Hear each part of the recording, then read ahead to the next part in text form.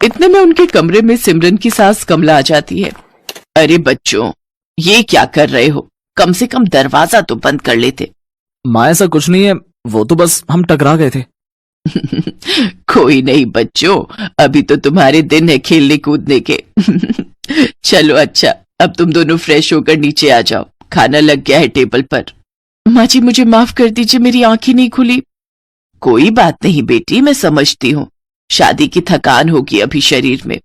अपनी सास की बात सुनकर सिमरन सोचती है, माँ जी ने तो मुझे बिल्कुल भी नहीं डांटा, लेकिन जब मैं अपने घर पर एक बार लेट उठी तो माँ ने क्या हाल कर दिया था मेरा। हे भगवान, सुबह के 9 बज गए और ये अभी तक सोई पड़ी है। इतने बजे तक सोती रहेगी? अरे घर के काम धाम नहीं करने क्या? तेरे पापा का टिफिन और घर की साफ सफाई कौन करेगा? चल अब उठ। माँ मेरी तबीयत ठीक नहीं और बुखार सा भी लग रहा है। तू ऐसे नहीं मानेगी। रमोला बस भी करो, आखिर तुम कितना कठोर बनोगी मेरी बेटी के साथ। मैं जानता हूँ कि तुमने उसे जन्म नहीं दिया, लेकिन कभी तो उस पर झूठी ममता दिखा दिया करो। आप चुप रहिए जी, मैं जो कर रही हूँ इसकी भलाई के लिए कर रही हूँ। कल को ये ससुराल जाएगी, वहां बीमार होगी तो क्या वो इसका बहाना सुनेंगे? नहीं ना, अभी से इसे तैयार कर रही हूँ। ठीक है, लेकिन उस बेचारी के साथ जरा ठीक से पेश आया करो, आखिरकार वो हमारी इकलौती बेटी है। तभी नैतिक सिमरन से कहता है, सिमरन कहाँ खो गई? चलो तैयार हो जाओ। हाँ हाँ। कुछ देर बाद सिमरन तैयार होकर नीचे आ जाती है, जहां उसकी सास उसकी नजर उतारती है। थू थू थू थू, मेरी बहू को किसी की नजर ना लगे। मेरी प्यारी बहू, अब खाना खा ले। वो सब मिलकर खाना खाते हैं।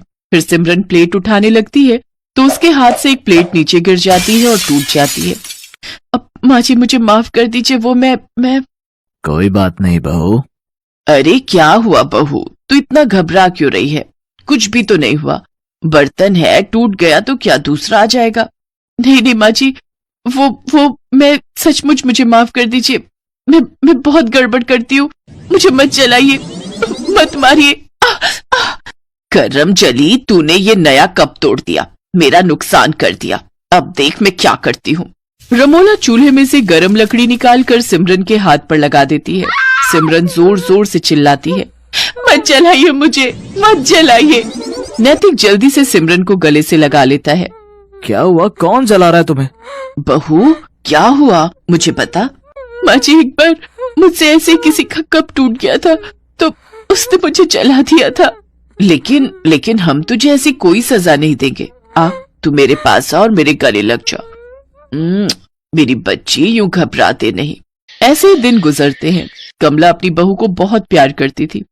वो उसे किसी भी गलती के लिए डांटती नहीं थी, वो उसे प्यार से समझाती थी। कमला अपनी बहू के लिए कुछ न कुछ खाने के लिए बाजार से लाती रहती या नए नए कपड़े उसके लिए बनवा देती। अपनी सास का ऐसा प्यार देख सिमरन की आंखें खुशी से भीग जाती थी। ऐसे ही एक रोज कमला सिमरन की पसंद का गाजर का हलवा बनाती है और उसे अपने हाथों से खिलाती है, तो सिमरन की आंखों से खुशी के आंसू बहने लगते हैं। ये देख कमला सिमरन से कहती है, बस बहू बहुत हुआ। मैं जब भी तुझे ज्यादा प्यार देने की कोशिश करती हूँ तो तेरी आंखों से आंसू बहने लगते हैं। आखिर क्या बात है बेटी, अपनी माँ समान सास को नहीं बताएगी? माँ जी आप तो बहुत अच्छी हो और मुझे बहुत प्यार करती हो, लेकिन तभी दरवाजे पर दूध वाला आता है।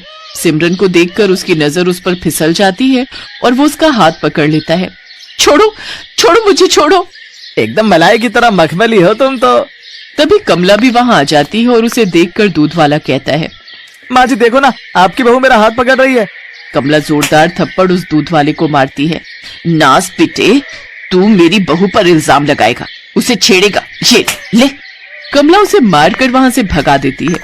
अपने ऊपर अपनी सास का भरोसा देखकर सिमरन रो पड़ती है और अपनी सास के गले लग जाती है। आप बहुत अच्छी हो माँ जी, आपने मुझ पर भरोसा किया, नहीं तो माँ तो। क्या माँ बहू, आप पूछ रही थी ना कि आपका ज्यादा प्यार पाकर मेरी आंखें नम क्यों हो जाती है? क्योंकि बचपन से लेकर आज तक मैं जिस प्यार के लिए तरसती रही, वो प्यार आपने मुझे दिया है। जब मैं 6 महीने की थी तभी मेरी माँ गुजर गई थी, तब बाबा दूसरी माँ लेकर आए ताकि वो मुझे माँ का प्यार दे सके, लेकिन उन्होंने कभी मुझे माँ का प्यार नहीं दिया और अब वो प्यार मुझे आपसे मिला।